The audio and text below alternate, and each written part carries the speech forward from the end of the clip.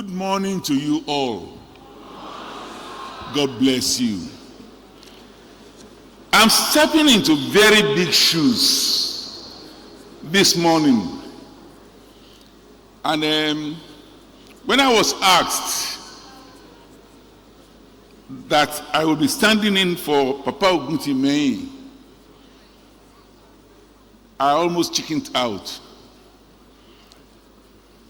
But Papa himself reminded me of a Yoruba song that says, Omo o kò ń pẹ́ dàgbà, Olú ọmọ mà ń dá mi lọ́rùn, Omo o kò ń pẹ́ dàgbà. It doesn't take a good child to grow up, and everybody desires to have one. And that emboldened me, and that is why I'm here today. He has mandated me to read a speech on the occasion of this Annual Accountants Conference. And that I will do. However, to save time, there are some areas I'll just speak to. I want to plead with you all on his behalf that this paper is very important because it summarizes the history of our institute. Some of us know quite a number of things in the paper, but I dare say that the new generation chartered accountants amongst us may not know much, and it will be very useful for you.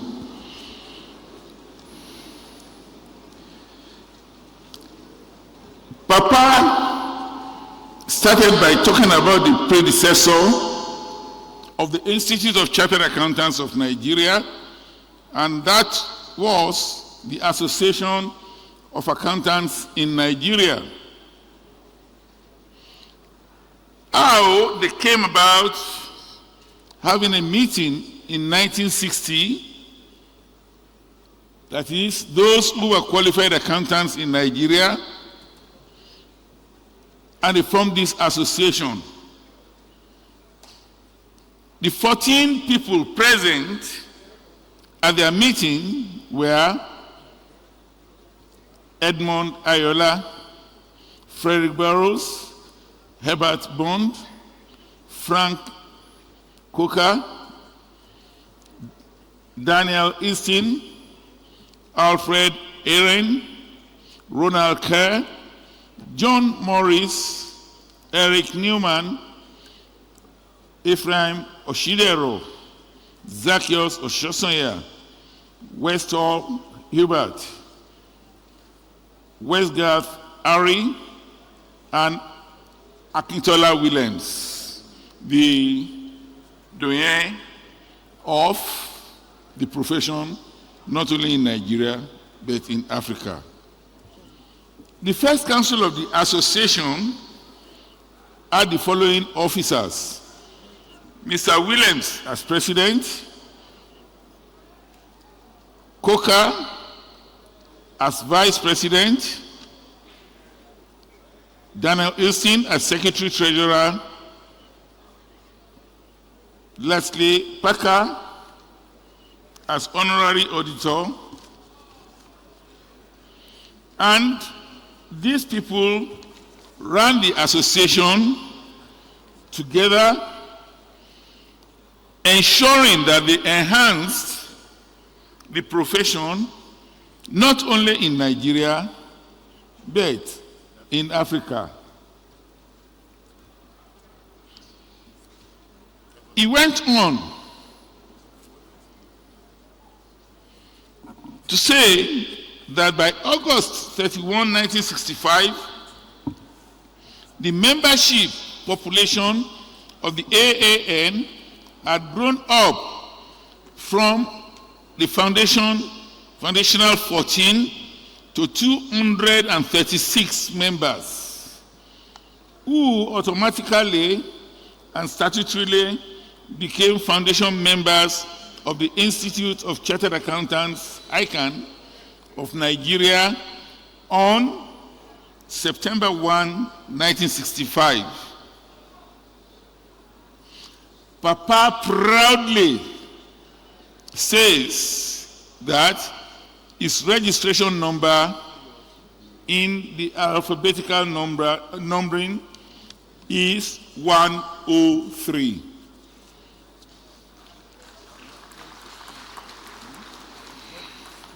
Thank you. I'll deliver your message to him. So, ICAN went on, and by 1st of September 1965, the Institute got its charter from the then federal government as the first professional institute in Nigeria to be chartered by an act of parliament. And to date, according to Papa, it remains the #1 professional institute chartered by an act of parliament. You know, some were chartered by decrees. Ours was by an act of parliament. At a ceremony in the chambers of the parliament on Thursday, October 21, 1965, the Minister of Education, Chief Richard Akinjide, met with the Executive Council of ICAN and delivered the instrument of charter to the President, the late Pa F.C.O. Coker, with its commencement date backdated to September 1, 1965. The journey of this achievement spanned from May 16, 1963 to April 1965, and we thank God for this. The ICAN Act came into existence, and Papa has highlighted some key clauses within the Act. An Act to regulate the profession of accountancy and for matters connected therewith. 1965 Act number 15, dated 1st of September. Section 1 of the Act, in its opening establishment, notes 1, the establishment of the Institute of Chartered Accountants of Nigeria. It talks about the establishment and its activities, and the fact that, subject to the provisions of the Act, members admitted to the Institute shall A, be enrolled as chartered accountants in the categories of 1, fellows, 2, associates, or be registered as registered accountants, and shall have status in that institute accordingly. The Council, the Act specifically stipulated, yes, I'm saying stipulated, that the Council will be made up of 15 persons. The first annual general meeting of ICAN was held at the Bristol Hotel in Lagos, and 64 members were in attendance. The following 15 persons elected to the first council are 15 names as listed by Papa. I'll just say as listed to save time. My name was not there, so just in case you are making a mistake. The ICAN presidency. The Act again specifically stipulated that there shall be the president, who will be the chairman of council, as well as a vice chairman But as from 1980-81, by rules and regulations, the position of a deputy vice president was established, and from 2011-2012, by rules and regulations again, the position of second deputy vice president was established.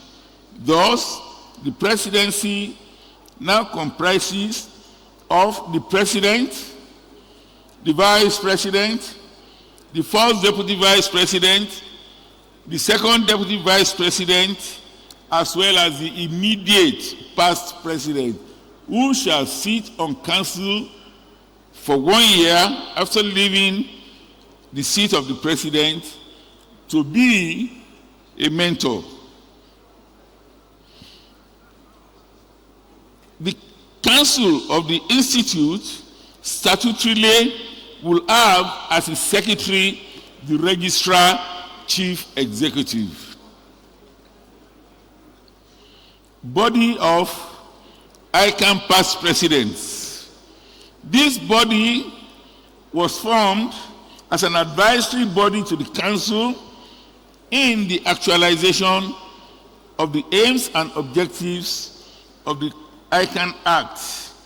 The first chairman of the body was past president Adwin Papa Akintola Williams, now of blessed memory. Papa Ogutimeyin proudly was the honorary treasurer of the body. The registrar, the registrar, and the registrar. The Act specifically mandates the registrar, who statutorily is the chief executive of the council of the institute, to maintain a register of members in the 3 categories highlighted earlier on. The membership. The first members of ICAN, as of September 1965, were all 236.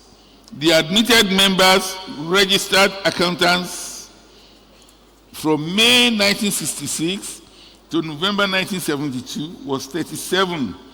To the glory of God, this number has risen from 236 to 67,800 as at the last induction.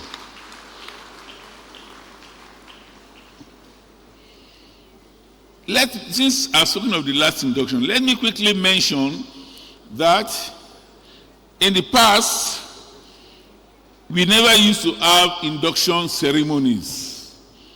Once you qualified, having served the mandatory tutelage period, you will apply for membership.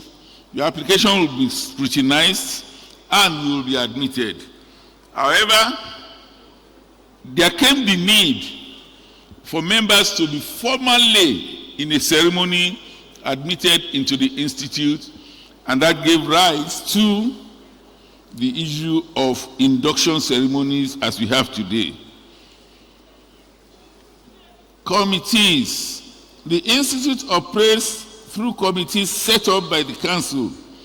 In the earlier years, there were only 14 committees of council, either as standing committees or ad hoc committees. All these committees in the earlier years worked assiduously for the success of the institute. We understand that as of today, we have 52 committees of council, either as standing committees or ad hoc committees or special committees, from 13 to 52. The district societies. The district societies came into being in 1982-83 presidential year, and there were only a handful in operation in earlier years. The whole idea of these district societies was and is still to bring ICAN to the doorsteps of as many of our members as possible, wherever they may be, initially within Nigeria, but now all over the world. This is an easy way to reach them and know what their institute is doing and also what the institute expects of them. The number has grown to 52, tremendous growth, because we discovered that we have a lot of our members working in the diaspora, either in the United Kingdom, Europe, America, in Canada, etc., etc.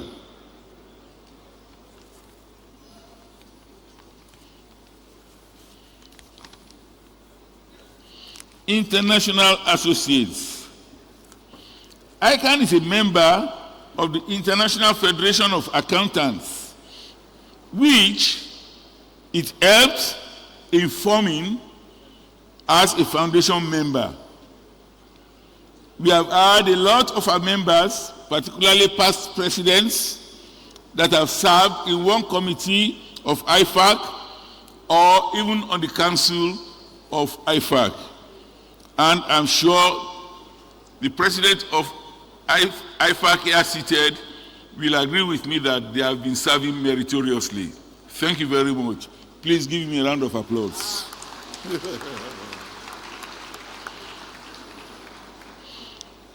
IASC, that's the International Accounting Standards Committee, where ICAN had members on its council. ABWA, Association of Accountancy Bodies in West Africa.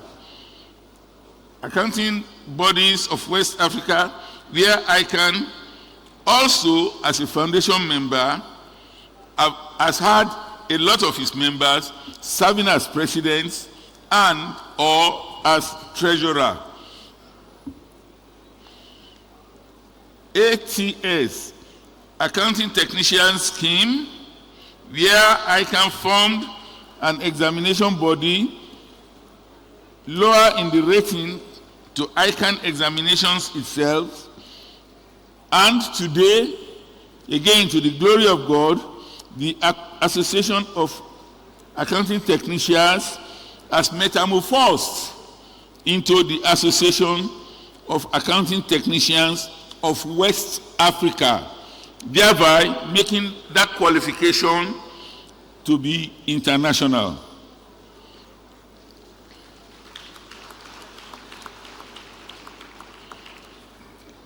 PAFA, the Pan-African Federation of Accountants,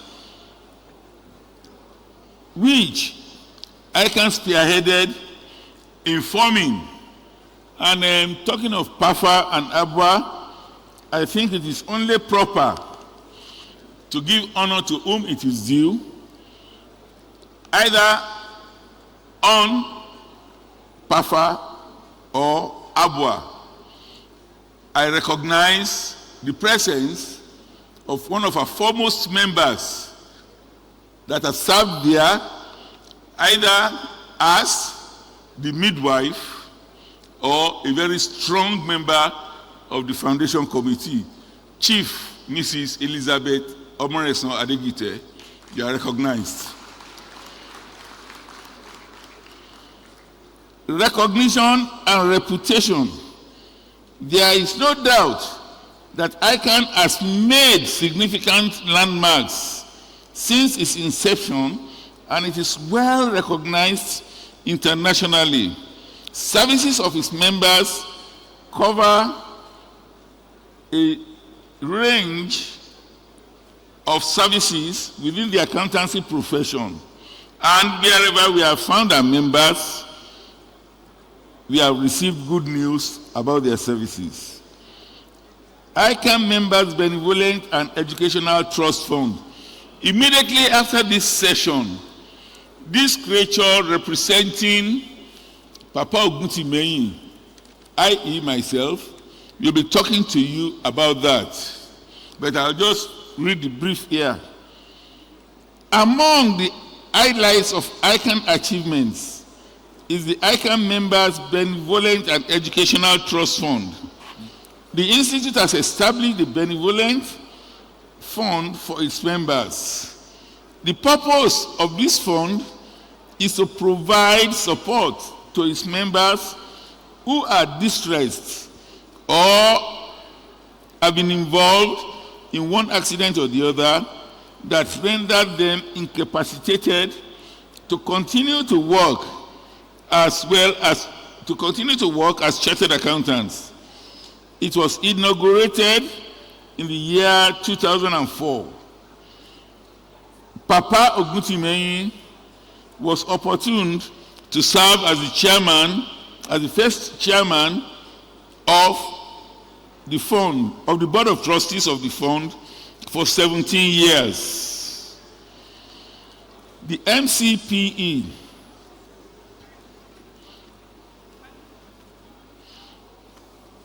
in the presidential year 1995-96, when Papa Oguntimehin was the president,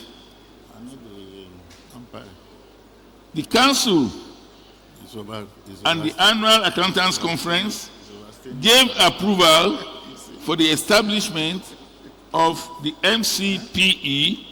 It is likely that through this, ICAN was the first professional body in Nigeria to introduce such a training program for its members. And the MCPE is not only run within ICAN.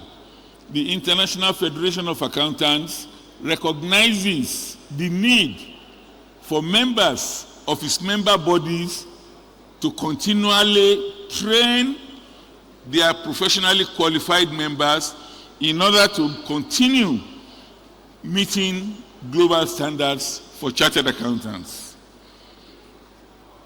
As the name connotes, the scheme provides a continuing post-professional periodic training program for its professional periodic training program for its members. It is pleasing that the council still pays premium on the scheme and it is still functioning properly. It was eventually implemented effective from 1996-97, presidential year of my successor, that is Emmanuel Itoya Igiwere, now of blessed memory.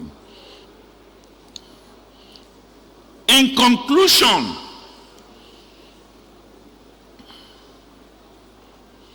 Papa once again expresses his gratitude to the 61st President, the Chairman of the Annual Accountants Conference Committee, the Council, and every one of you here present, and those who are participating virtually. He expresses his appreciation that you have placed it on him as one of the oldest past presidents around to present this paper so that somebody will summarize the history of our great institute. Signed, I Chief Sir Simeon O. Oguntimehin, OON, FCA, JP, I Chief Lisa of Ondo Kingdom, Ondo State, Nigeria, ICAN past president, 1995-96. Thank you very much for your attention. I'll be back to address you on ICAN Benevolent Fund. Thank you. God bless you all. Thank you, Mr. The past president, Donyo Walabi. Thank you. Thank you very much, my chairman, for this permission. Please, if you are the representative of Flex Finance, please can you see us at the behind the rapporteur team, representative of Flex Finance. Thank you, my chairman. Thank you, sir. Thank you. Bar GM Okufi is going to speak, or was scheduled to speak, on the administration from inception. Bar Okufi is now 97 years old. He's not here, but he's delegated one of the former registrars, Mr. Tony.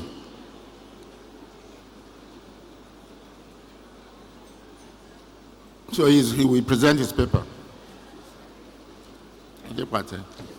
You have 15 minutes, please.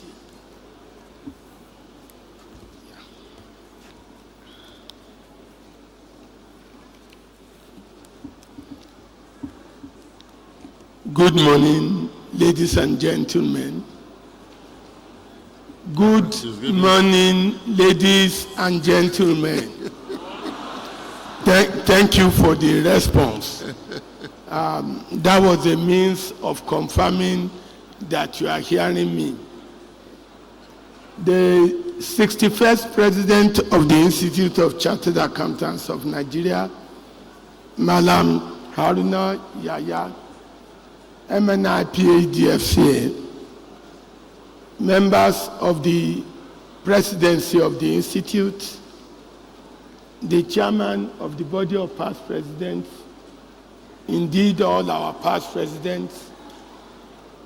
It's indeed my honor and privilege to represent Pa George Majakodomi Okufi on the occasion of this 60th anniversary of our institute. Pa Okufi bid me apologize to the entire membership of the institute for his inability to be here physically, but I'm sure he's with us online now. So what I would do is read his paper. Thank you for inviting me to this conference. It is a thing of joy to celebrate 60 years of being on this planet. Anniversaries are filled with yesterday's memories, today's joy, and tomorrow's dreams. An anniversary is a gift of time, with dreams in one's eyes and hopes in one's heart. History must be told by those who lived it and not by those who survived it. Quoting Chinua Achebe, if the lion does not tell his story, the hunter will. Until the lions have their own historians, the history of the hunt will always glorify the hunter. At the beginning, I cannot begin without paying homage to the doyen of our great institute, Mr. Akintola Williams, FCA. May his gentle soul rest in perfect peace. We are assembled here this morning in a present born by the past and giving birth to the future. We are also paying timeless tribute to those Nigerians with the creative minds to set up the Institute of Chartered Accountants of Nigeria.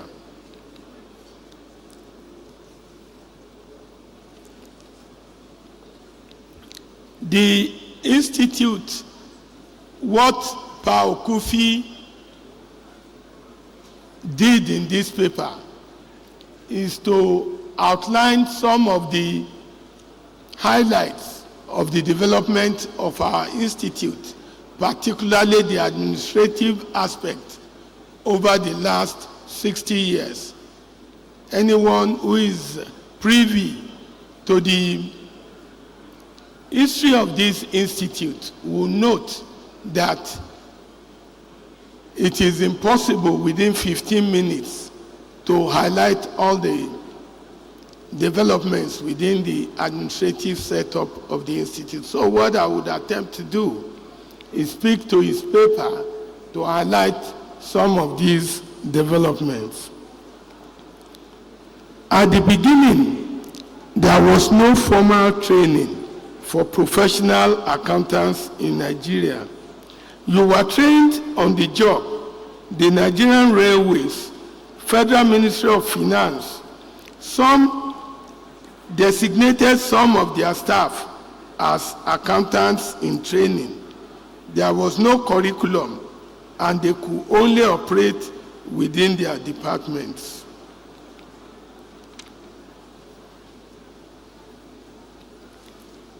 The institute had benefited from great leadership, which is responsible for the meteoric rise the institute had enjoyed over the years. I will highlight a few of these.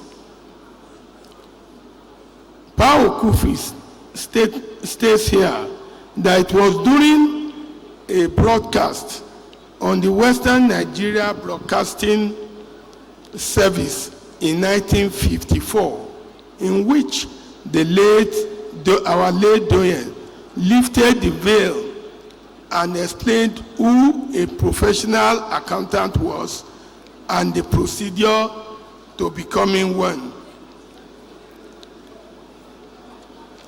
The institute started just like Sir Oguntimehin said earlier. When the institute was formed, there were only volunteers that provided all the services that members of the institute enjoyed. So in 1960, Chief J.A. Owosheni, FCA, past president, 1974-1975, founded the Evening Institute for Professional Studies at Karimu Street, Surulere, Lagos. He gathered qualified bankers, lawyers, economists, and accountants to lecture students for the intermediate examinations of ACCA, ACIS, and AIB. Each course was for 1 year. That institute had a great success, and its students had promotions in their offices. Some were given scholarship to study abroad. It brought accountancy and other professions into the Nigerian academic and educational space. In 1962, Yaba College of Technology made an effort to conduct studies in accountancy and business administration. Lagos City College, Onike, established by Dr. Nnamdi Azikwe, was an institution which trained young Nigerians in bookkeeping.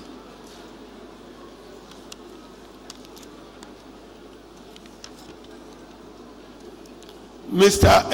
F.B. Cardoso, FCA, past president, 70 and 71, the father of the current governor of the central bank, Mr. Olayemi Cardoso, was the first Nigerian accountant general. He encouraged young Nigerians to study accountancy abroad, and so the number of professional accountants in the federal civil service increased. He recorded, Paul Kufi recorded that Mr. BCC Njokama, who in 1955 came fourth in the global ACCA qualifying exam, returned to Nigeria to work in the Eastern Region Revenue Service and Auchi Polytechnic. There was an urgent need.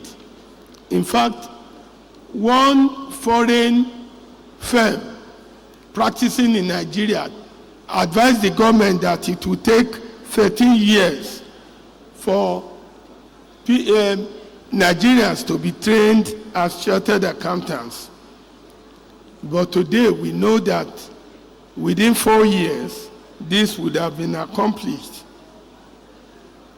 So there was an urgent need to form a professional body as outlined by past President Oguntimehin, and that as investors were coming from abroad, they needed a measuring rod to convince them that they were doing the right thing by investing in Nigeria. So there was an urgent need to create a professional body in Nigeria. We have heard about the creation of ICAN and its precursor, the Association of Accountants in Nigeria. They determined, therefore, to create an institute that could enjoy prestige and recognition on the world stage was obvious.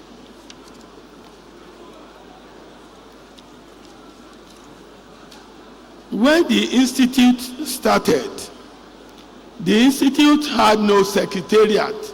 In fact, it was the UAC of Nigeria that provided the secretariat to the institute. All the people that provided services to the institute were volunteers. And over the years, as the complexity in the administration of the institute continued with the growth of the institute, there was a very urgent need to have a secretariat. And when the act, the 1965 act of the institute came on board, there was the registrar was named as the custodian of the register of members, fellows, associates, and fellows and associates. And worthy of note is that as the years go by and the activities of the institute became complex, secretaries were engaged. The registrars those days were designated as secretaries.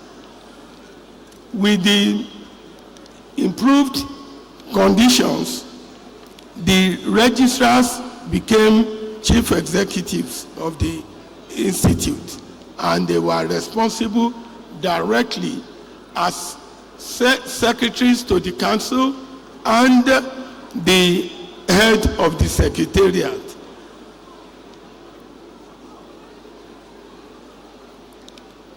Because to a large extent, the services provided by the institute at its inception depended on the volunteers. The contributions of our past presidents and members in those days were immeasurable. In fact, the institute continues to give continuity in a world where nothing is constant. ICAN is currently the foremost among professional bodies in Nigeria.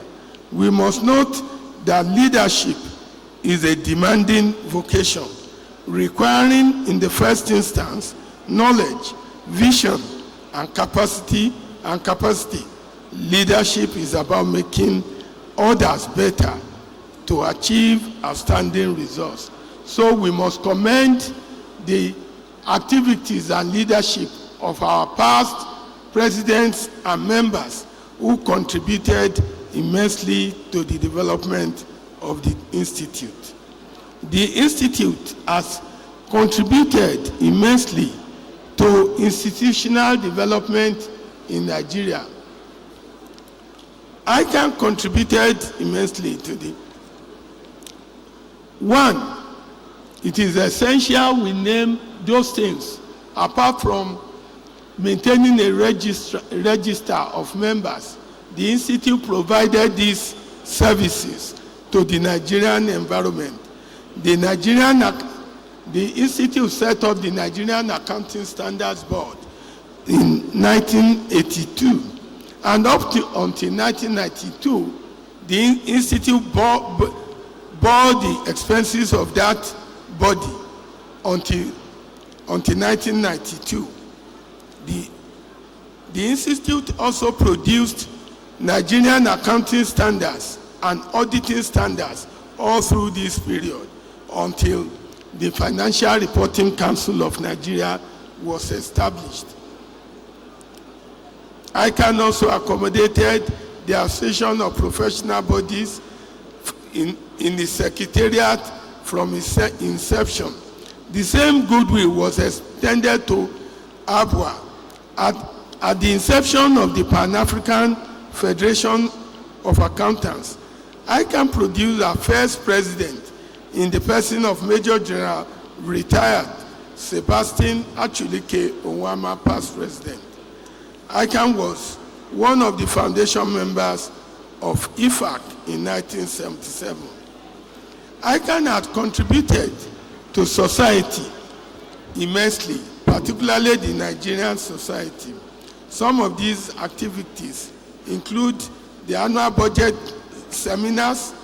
We provided governments and other stakeholders the benefit of our communiques and confidential memos. ICAN, under the leadership of its president, visited government dignitaries, e.g.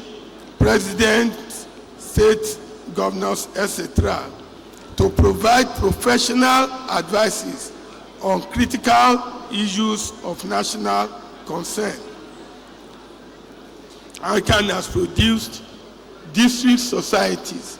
The district societies came on board because the council has all the powers to discharge all the responsibilities granted to the institute by the act. These responsibilities included the training of accountants, and while doing so, and the council did this through its committees, and the creation of district societies enabled the institute to reach out to remote parts of the country and now to places outside the country, as earlier mentioned by our past president. 2 minutes to go. Yes, yes, sir. Your Excellency, distinguished participants, it is essential that we note our history, and by so doing, we should recognize the contribution of SWAN to the development of the Institute. SWAN provided scholarship and other support for female students all over the country to start taking the professional exams of the Institute.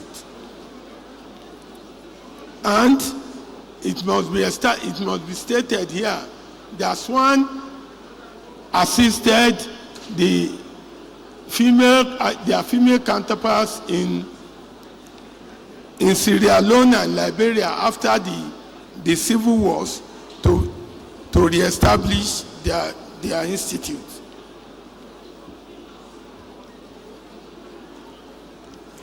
This Bao Kufi says, our institute is still on the move. Congratulations to the past and current chairmen, members, moderators, assessors, and examiners for their invaluable contributions to the institute. May I inform you that ICAN Examination Committee was created in 1968. Examination is the backbone of every educational institution. The committee has been doing marvelously well. Our examination process has excelled in syllabus producing future-ready accountants, chartered accountants, through frequent syllabus reviews and annual updates, and incorporation of emerging issues such as sustainability and artificial intelligence into the accounting curriculum. Greater things are still ahead of us, but we must all join hands and work harder for a greater and brighter tomorrow. We must all join hands to identify and meet the present and future needs of our critical stakeholders. Permit me, Mr. Chairman, to request Mr. Okufi asked me to request all the members present at this conference to please rise for a minute to recognize members of the Institute, past residents who had labored in the service of this Institute and who had passed on. May we rise, please, to give honor to them for a minute.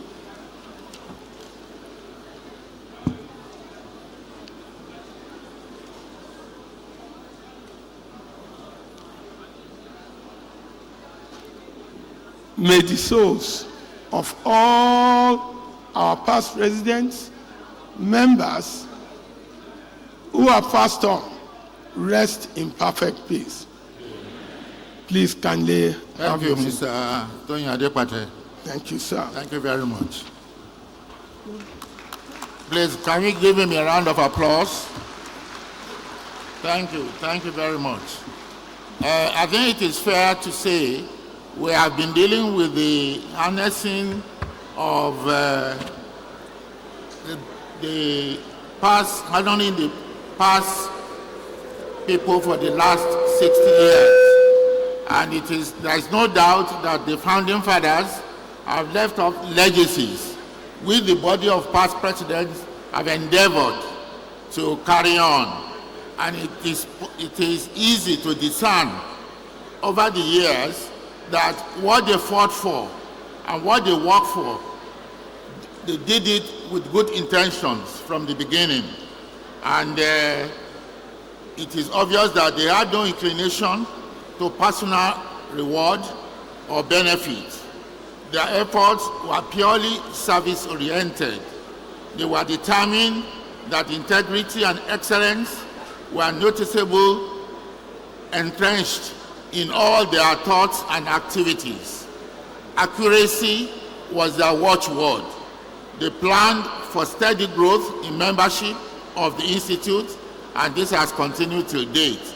They planned for quality leadership of chartered accountants in every sector of the economy where they may be engaged.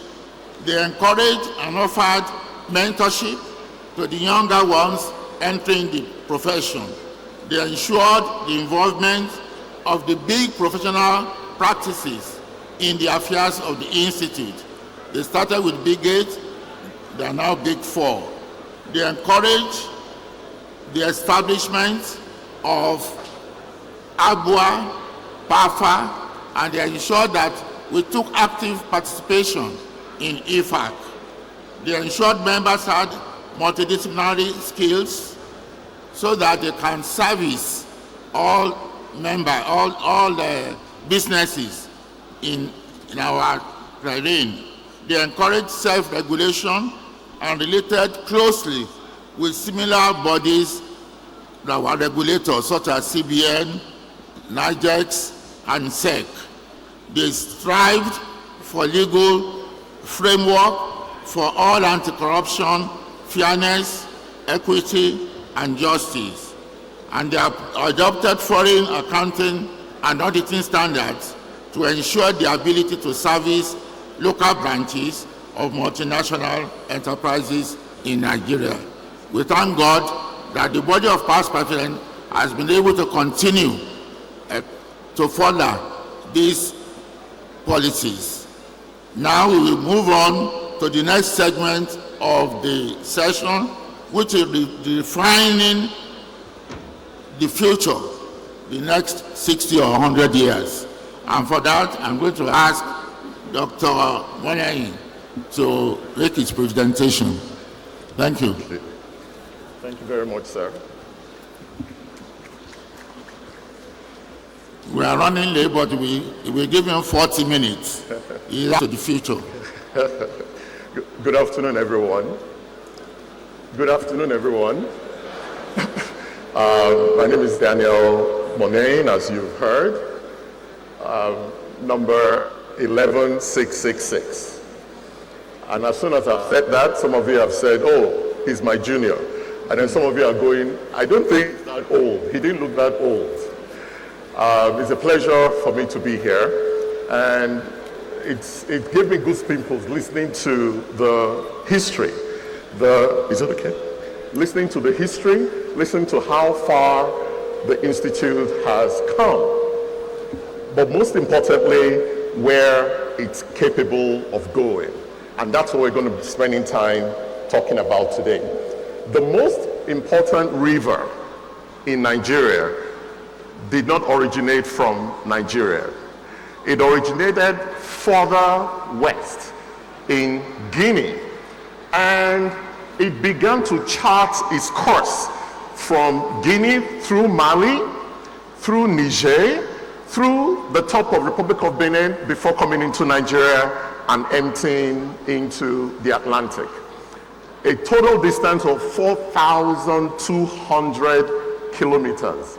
To put that in perspective, Abuja to London is 4,800 kilometers. So this is 90% of the way from Abuja to London. But the point I'm making here is this. Amongst many groups in Nigeria, there's a proverb that is very central to those cultures. And it says that the river that forgets its source will dry up. The River Niger is an indicator of what ICAN is. A river that does not forget its source. But also, the second part, which is what I'm going to speak to today, is but a river that charts new paths along the way. A river that creates new possibilities, and a river that brings prosperity wherever it goes.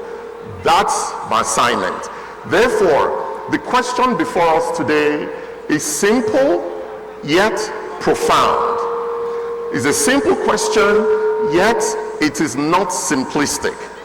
It's a simple question, but it's one of the most difficult things to implement. Maybe we'll turn this off. Okay. It's very difficult to implement. And the question is this: how can ICAN, after 60 years, redefine its future? Redefine its future how? For this great organization to being resolutely rooted in its history without being rendered irrelevant by that history.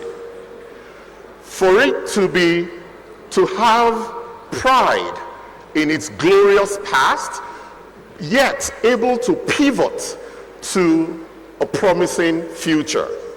And lastly, an organization that is able to celebrate how far they have come without being shackled to pursue what is possible and how far they can go. That's the objective of my assignment today, and underneath it, we call it redefining the future. I've always wanted to see the origin of River Niger, but I never really went looking for it. But this assignment made me look for it. That's the humble beginning in Guinea of River Niger. The clicker is not responding as quickly anymore. Not sure. Okay. So that's another image of the humble beginning of this river that has brought a lot of life. Just as we heard the humble beginnings of ICAN, and it has brought a lot of life, a lot of careers, a lot of organizations, a lot of breakthroughs, a lot of expansion to our nations and beyond. So the question of redefining the future is what we're talking about today. But as we think about the refining of the future of ICAN, I want to let you know this, because a great speaker tells you the conclusion before you get there. So here's the conclusion of the matter. What brought us so far as ICAN, okay, is insufficient to take us to where we want to go as an organization, okay? Now, it's a title of a book, actually, for leadership. It says, what brought you here will not take you there. Typically, you become a leader, you start from being an individual contributor, a technical person, maybe a chartered accountant, and you do so well, and then you get promoted into leadership.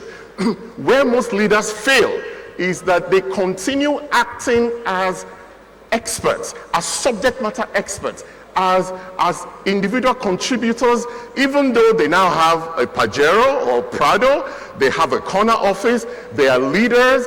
That is the beginning of a collapse of leadership. So that's what the book is about, that your technical training has brought you so far, but you need to turn on leadership skills to get to the next level. And that's the book by Marshall Goldsmith. He's been my mentor for about 10 years now, and he wrote the foreword of my book, which I'll talk to later. That's the picture, that's the summary of where we're going to go to, but now it's my assignment to convince you about this conclusion. So here goes. Around the late 1800s, an economist, Alfred Marshall, began to see the similarities between organizations and living organisms. And by 1890, he documented his findings, and he drew the correlation between the two. And he says, as organisms have phases of their lives, organizations also have phases of their lives.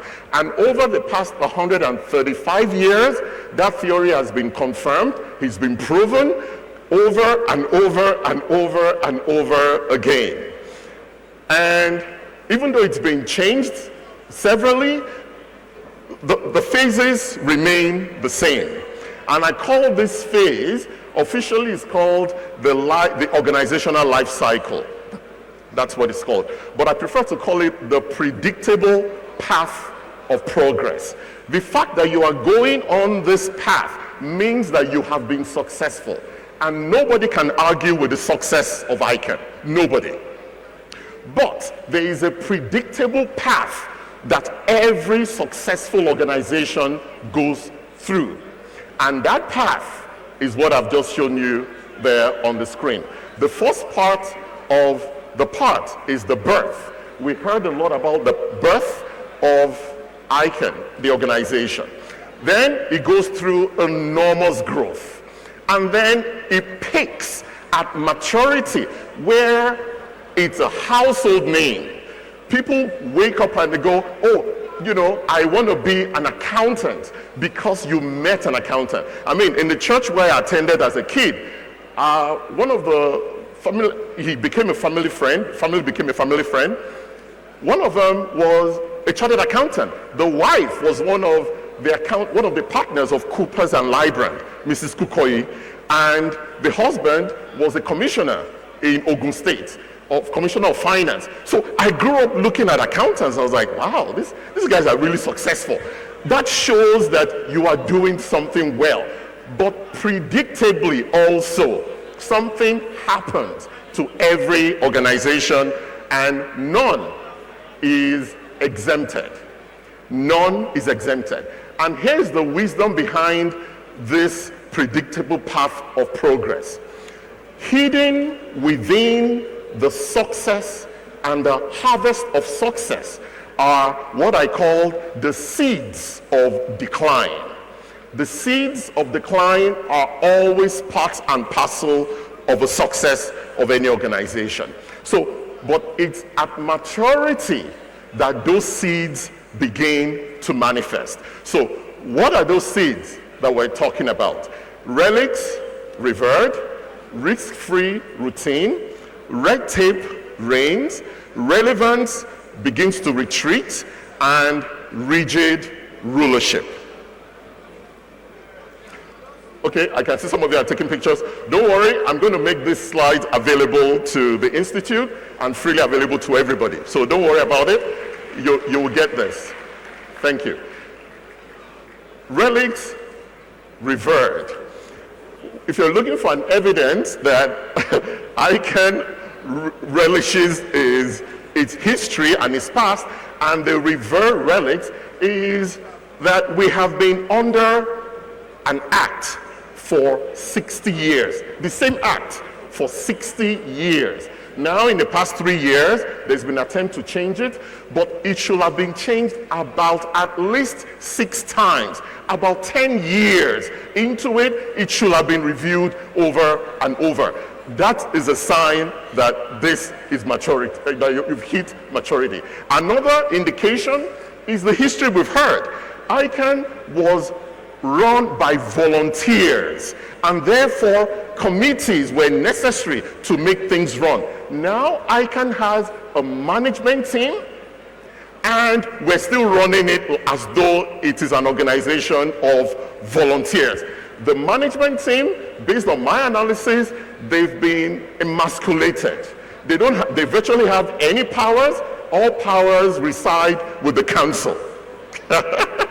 That is not how to build the next 60 years. It has worked so far. Oh, okay. It has worked so far. It's not going to work again. We need to build a management team that has the caliber of the council, and trust them, and get out of their way, and provide oversight for them. That's what they need.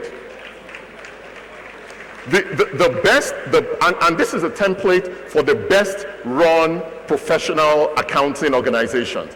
Apart from ICAN, I'm also a member of the American Institute of Certified Public Accountants. I'm also a member of the Canadian Chartered Professional Accountants. I'm a fellow of that one. So this, I've seen it work. Management runs things. The members provide oversight through the council. Oversight, that is, you act as a board of directors. The moment you begin to meet monthly, you are running operations. You are not providing oversight. All right, let's move on. Risk-free routines.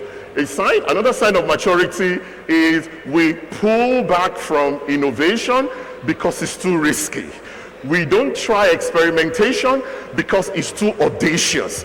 We are very careful, and then you now layer on top of it the fact that we are accountants. Somebody said, oh, we are conservative. You know, conservatism. The principle of conservatism has to do with the work, not necessarily with you. You should be bold when it comes to creating a new future. Don't pull punches. I'm talking about pulling punches. I was in my 3rd year when we had a career day that was supposed to encourage us to become accountants. And the accountants that came, they were so conservative. I was like, I did not want anything to do with these people. So for almost the first 10 years of my career, I ran away from the finance part of things. I was on the business side. When I became chartered accountant, I was already running P&Ls. You know, generating revenue from organization. I prefer that than to be an accountant because of the people that I saw that visited us. Okay?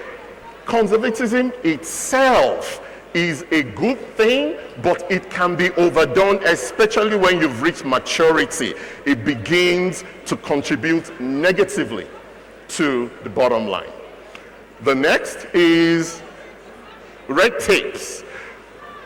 Rules upon rules upon rules upon rules upon regulations upon rules, and then you do other rules to clarify the other rules that you've done. That is a red tape. You become a bureaucratic organization. The fourth talks about relevance retreating. Now, this is critical. As revenue and cash flow is to a business, so is relevance to a professional accounting organization.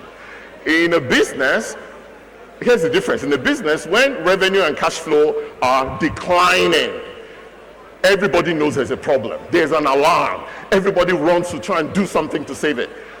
But in an organization like ICAN, when relevance is receding, you will only be hearing murmurs. There is no concerted effort to jump on and do something. Why? Because it's being run by volunteers anyway. There's a proverb that says that the community goat usually starves to death, because everybody thinks the other person is feeding the community goats. But if you give the goat to one CEO and you give them that responsibility and you empower them and you support them, then you have one neck to choke if there's a problem. Are we together? It's difficult to hold volunteers accountable in the long run. You need management. Finally, rigid rulership. At the point of maturity, something that Jim Collins talked about in his book, How the Mighty Fall. That's the title of the book, How the Mighty Fall. Many of you will not have heard of it, but you'll have heard of Good to Great. Good to Great, everybody talks about that one. The same research went into How the Mighty Falls. Nobody wants to pay attention to that because it speaks to the weaknesses of leadership at the maturity level. You feel that because you have been successful, you will continue to be successful. You become arrogant, hubris comes in, and you begin to shut down ideas from other quarters, especially from the younger generations. That is a seed of decline. That is a seed of decline. So, and here's the headline. Unless we redefine ICAN's future now, irrelevance is not a risk. It's a predictable certainty. It will happen.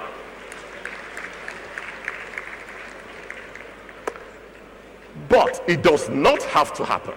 Okay? Because especially, and I've done this severally with my clients all over the world, when they begin to hit this point and we begin to review what is going on, I tell them, no.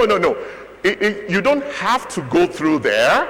There's something you can do that can redraw the line. So instead of going down, it goes the other way, and what was supposed to be a predictable path recedes completely. But in order to be able to achieve that, you cannot pray that to happen. You cannot wish it to happen. You cannot continue to do what you've been doing for 60 years for that to happen. You need to reimagine and redefine the future. This is possible. And this is what I want to see in ICAN, because I'm a vested member. See my FCA pin. I got it yesterday.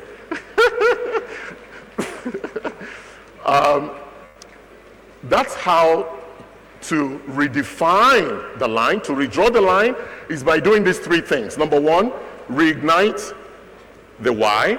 Number two, rebuild agility.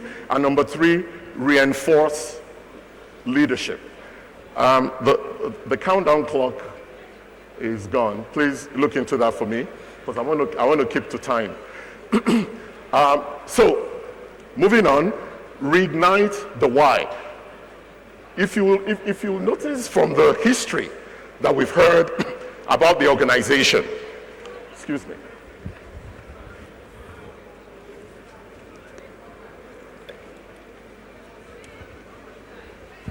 The history that we heard from the organization, the vision was clear.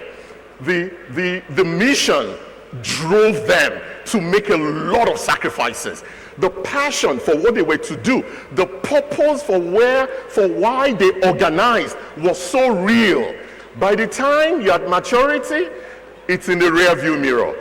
And that's why decline happens. So, in order to avoid the decline, you need to reignite your why.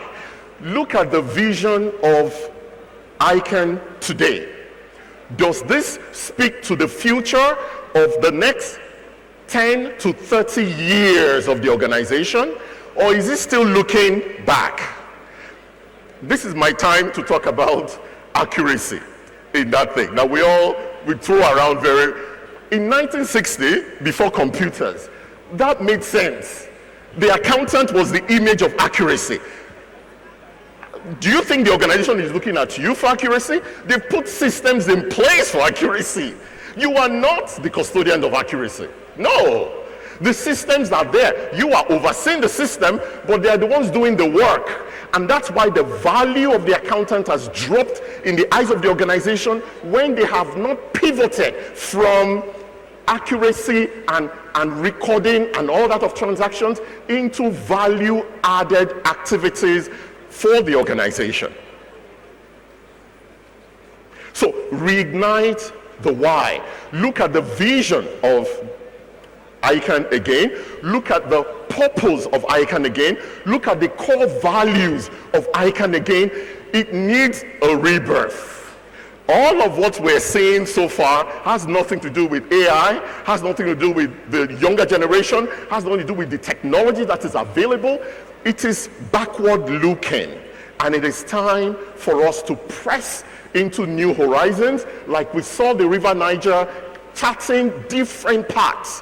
When he was heading towards Mali, you would think he was going to go to Cairo, but he got there and he made a turn, and that's how he was able to come down to our own path. You have to make a turn at some point, and reigniting your vision is the way to do it.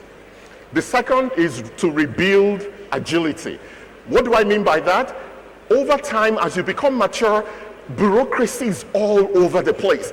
Your speed becomes lethargic and slow, and you begin to lose opportunities that require responsiveness.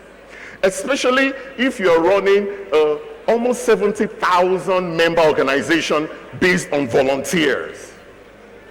You cannot be agile. There's so many things that we can look in here, but for my time, let's move on. The third and final is you reinforce leadership, from rigid rulership to effective leadership, to leadership that connects with the people. At maturity stage, you are talking to yourselves more than you are talking to the people that you're supposed to lead. But with leadership, you are connecting with empathy. Because when you talk about accuracy, that was when humans were like the computers. Now, computers are better at being machines than we are at being machines. Therefore, leave machine things to machines and focus on the human things that machines cannot do. There's a lot to be said about that, but again, let's move on. Therefore, we're saying that for this future of ICAN needs to act with the wisdom of a 60-year-old. Don't lose that wisdom. It's crucial. It's important. Okay? But you have to balance it with the curiosity of a startup and the courage of a reformer.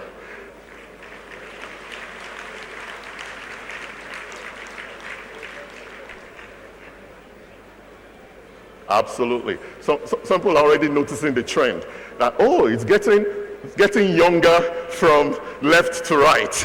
I actually saw some people doing that. Yep, you're right. And it's saying that it requires multiple generations to make this happen. One generation cannot do it. I'm Yoruba. The Yoruba proverb says that a civilization is built on the wisdom of both the old and the young, not just the old. You need both. An example of that is this. So the Canadian CPA was the last thing that I did. I was already a CFO of MasterCard Canada when I became a Canadian CPA. But I was at an event like this, much smaller, but an event like this, and I spoke, and in the audience was the president of the institute, the CEO, the management, not council member, the management. And he saw me and he was like, "You're one of us." The next week, he was in my office, convinced me to join the highest level committee that they have, called the Strategic and Risk Management Committee, where we charted the path of the institute for the next 10 years. That was what we met, but we only met 3 or 4 times in a year, not every month, okay? Oversight. But here's where I'm going. I was just 1 year old in the institute, and they brought me into that level of engagement.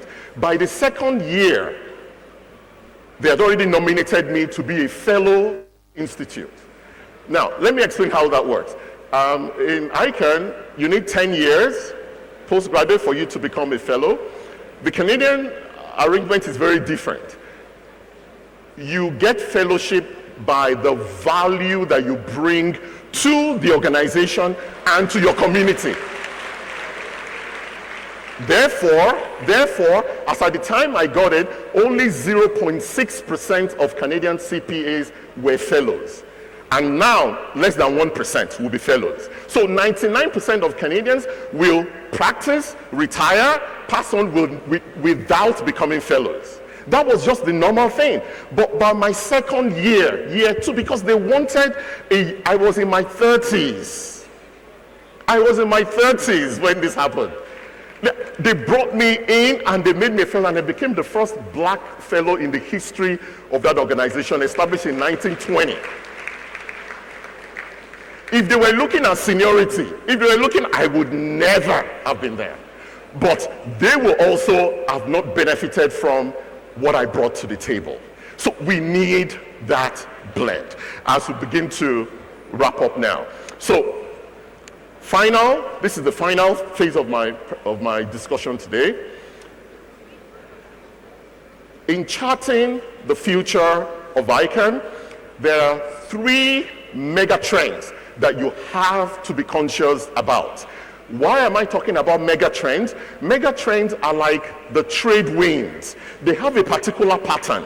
They will always blow in that pattern and blow consistently. And therefore, you as humans, you cannot control the wind, but you can adjust your sail to catch that wind that is blowing, and you will become relevant and you become successful. That is the idea of looking at mega trends. So mega trends are like the persistent wind that some of them already started blowing very strongly, but they will only continue down the line. So here is the point. Here is the first one. Okay? Changing client and challenging competence is the first. Algorithms, automations, and the accountant's advantage. And the last is sustainability, stewardship, and societal significance. Beginning with the first one. I could say a lot of things on this mega trend, but here's what I'm going to say. The 7 largest organizations in the world by market capitalization are NVIDIA, Microsoft, Apple, Alphabet or Google, Amazon, Meta, and Saudi Aramco. Okay? Those are the biggest companies in the world based on market capitalization. But guess what? Not one of the CFO is a professional accountant. Not one. Not one of the CFOs of the largest organizations in the world, not one of them is a professional accountant. That would have been sacrilegious 15 plus years ago, 20 years ago. Sacrilegious. But See, I spent 6 years on the Professional Accountants in Business Committee of IFAC, advising the IFAC board. And this was a consistent refrain every time we met. We met all over the world every time we met, and I was representing ICAN on that committee. They will be saying that the business is saying accountants are not responding to the skills that we need. They are focusing on skills that we have already automated. We don't care about this accuracy thing they're talking about. We want growth. We want strategy execution. Do you know why? 75% of strategies fail. Accountants are the most positioned to help organizations be successful in their strategy, but we're busy being proud of being accurate, being proud of, memorizing rules and knowing standards. They don't care about that. They don't. Therefore, they get people that studied French, that studied engineering, that studied history, one of them studied European history, and they will say, you, accountant, report to that person. Because that person has the leadership mindset that we've been waiting for you to develop, but you have not. So here is the thing. This is what PAOs, and this is not an ICAN challenge. Like I told you, we were discussing this at IFAC. It is a global challenge, I'm telling you. Okay? PAOs, there's some things that they do well. The training for it. Very good. But I can tell you, I can summarize all of it. Technical training. That's what PAOs are good at. Technical training. But more and more, the technical area has been automated. And the business are saying, we want you do that, yes, but this is what we are yearning for. It is more than what you are providing for us. Moving on, algorithms, automation, and the accountant's advantage. We've seen this. AI is here. It's already changing how things are working. Now, there was a research that was done by SAP, and they interviewed about 600 finance leaders from around the world. And here was a question that they asked them. Are you using AI now, or do you plan to use it in 2 years? 97% of them said yes. How can a PAO carry on, like an ICAN, carry on without having courses? As part of continuing education, those things you're just checking the box. I'm talking of certifications for accountants to equip them so that the market can begin to see them as AI intelligent professionals. Right now, they're not seeing them that way. But you can do that. If I go back here, if I go back to this, this is a massive revenue opportunity for ICAN. Massive. What PAOs are good at, you're charging peanuts for it, for those exams. Peanuts. What the companies want, they want to pay between 100 times and 1,000 times what you're charging on the technical side, so that you can equip accountants with the right skills. Therefore, if you're doing the right thing, you would never ask for donations again. I've never been in an organization that asks for donation, PAO. No. They always had the right programs that people paid for. So step away from the technical training only and expand into what the market is looking for. Okay? Thank you. And this is the picture for AI impact on audit. For the next period there, 30% CAGR. Amazing growth. Between 2025 and 2030, less than 5 years away, it will more than triple. That is how much these investments are going in, and you think that the human factor will just remain the same if you do not get the right skills? No, it won't. It won't. Sustainability. On this one, very quick one, it's gone from a single bottom line to the triple bottom line. That's what it is. And the headline here is that businesses cannot continue to succeed in a world that is failing. Businesses cannot continue to succeed in a world that is failing. Sustainability is crucial, and it begins with your people, it begins with the planet, and yes, profit is required. So, as I begin to round up now, when I work with organizations around the world, I tell them this, and this is pertinent to ICAN as well. The greatest fear that I have is not that you will take all this in and then try to implement, try to carve a new future for yourself, and then you will fail. I don't have a fear for that, because I know that if you put your mind to it, you will amaze yourself with the successes that will come. So that's not my fear. My fear is that you become successful at doing the old things and you become irrelevant. That's my fear. That's my fear. I'll share this story and wrap up. When I was writing my final 4 courses to qualify to be a chartered accountant, ICAN, I wrote the 4 courses, put in everything that I had, and then I got reference in auditing. I was like, how? It didn't make sense to me, because I was not spoofed by anything. I was confident. I wrote the answers. I knew everything. So I said, okay, no problem. I can smell the victory. You know what I'm going to do? All the hours I spent studying for 4, I'm going to put it towards 1. I'm not going to cut any corners. And I did it.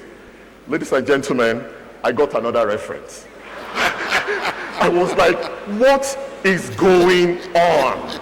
I was like, what is going on? Now, by this second time that I did it, I memorized virtually everything.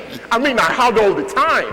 And I delivered it. I was like, what is going on?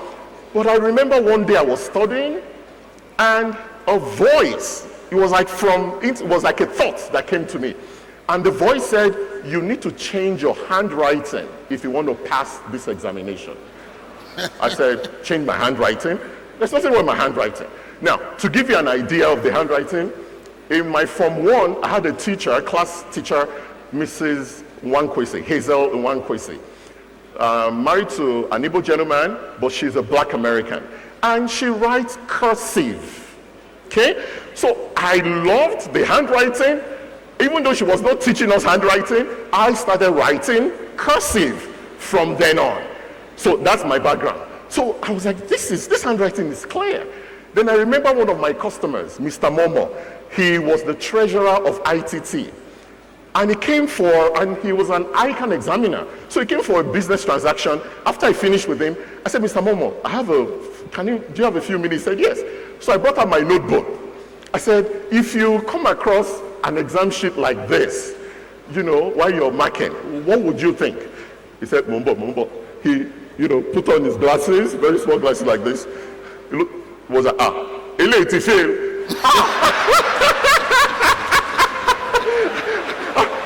I was like, huh? I said, explain, what do you mean? What do you mean? He said, look, we get paid by the number of papers that we mark. He said, and we are assigned only one question. So that question, as an examiner, you know all the key words you are looking for. So he said, so when I pick an answer sheet, all the keywords jump out. He said, but for this one, I would need to be reading each. He said, I don't have time. I said, whoa. So instead of spending hours studying, I started learning to change my handwriting. And that was how I became successful. Thank you. That voice, I call it the voice of your future. That is the voice that will tell you you need to make this sacrifice. You will need to make this change. It may not make sense. It may feel uncomfortable, but you should do it. Then there is another voice, the voice of fear. that will tell you we don't normally do things like this. This is not how, oh, this is too audacious. Remember, we are very conservative people. We should not be reaching beyond. The question is, which would you listen to? I've made a couple of references to my book, that's it. And in the first 6 hours that it was launched, it hit #1 on Amazon Hot New Release. Really excited, an Amazon bestseller. But this is what I want to end with. The words of Rudyard Kipling to his son. Then eventually he published it, eventually. But he wrote it in around 1895. So he's 130 years old today. This is what he said. He said, are you listening? He said, if you can keep your head when all about you are losing theirs and blaming it on you. If you can trust yourself when all men doubt you, but you make allowance for their doubting too. If you can wait, but not be tired of waiting. Being lied about, don't deal in lies. Being hated, don't give way to hating. Yet don't look too good nor talk too wise. If you can dream and not make dreams your master. If you can think and not make thoughts your aim. If you can meet both triumph and disaster and treat both impostors just the same.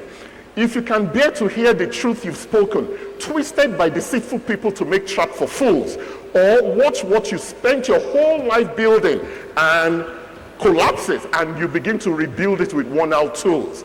He says, if you can stand before the crowd and not lose your virtue and keep your virtue. If you can walk with kings and not lose your common touch.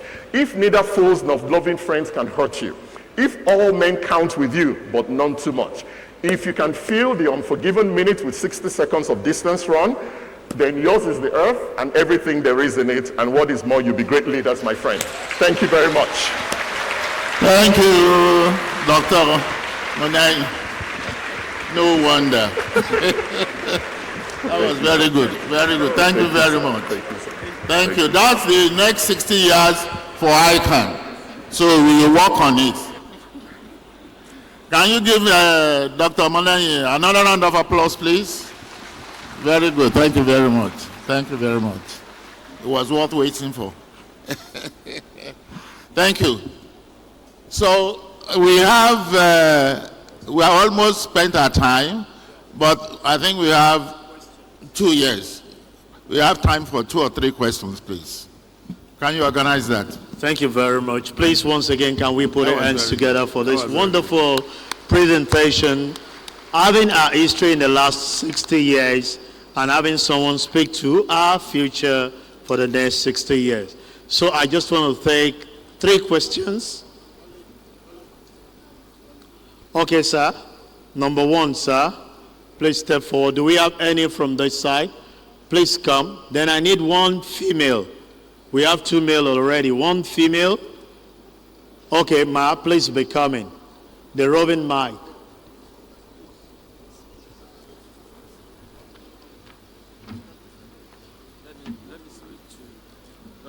My name is Agbola Razak.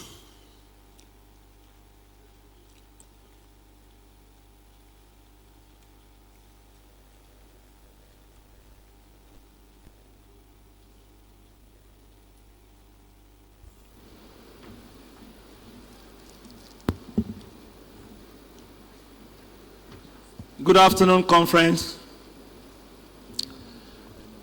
The gentleman that has just spoken now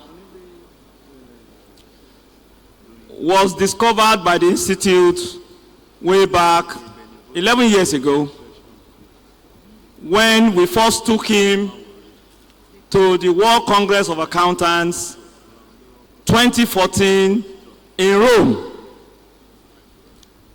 We had the opportunity as a PAO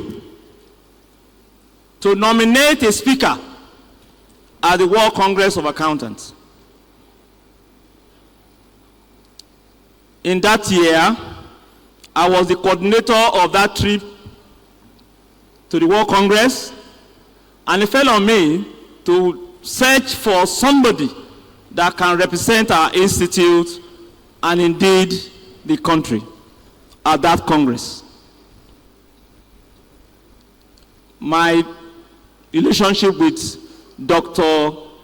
Daniel Monet dated back up to today 17 years ago, when I first attended a leadership program that he put together in Toronto, Canada. And so I said to myself, I've listened to this gentleman and I've tracked him over years. And I then spoke to the president, the then president of council, my good friend Chidi Ajegu, that I have somebody that can do us proud. That I think we will come back and be well acclaimed as a PO. And I gave his name. Luckily enough, the president and members of council approved that nomination, and we took him to Rome. During the preparation towards the Congress, he was given the assignment of being a sector lead for one of the sessions at the Congress. And indeed, he did us proud.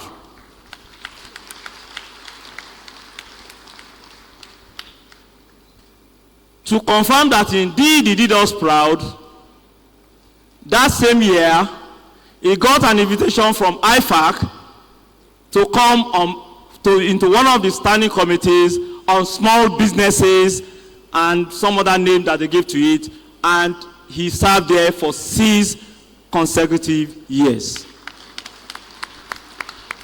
In fact, he himself decided to decline to continue in that committee because he called me and said, Wale, I think I'm beginning to get tied down with serving on the IFAC committee. There are other things I need to move on to. Please, can you help me tell the Institute that I need to move on? I need to leave because IFAC doesn't want to leave him. So on that note, he now said, okay. I said, well, if you are tired, I'll tell the Institute that you are tired and you can move on with your life.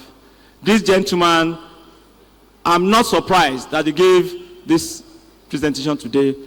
On that note, please help me give him another round of applause. He's a good ambassador of our institute anytime, anywhere you call on him. Thank you, Dr. Daniel Monet. Mr. Chairman, thank you. So, straight to our question, please give us your name. The last man that spoke has appreciated all our presenters. Your name, membership number, and question. MB062440. I just want to create the indulgence of ICAN as a body.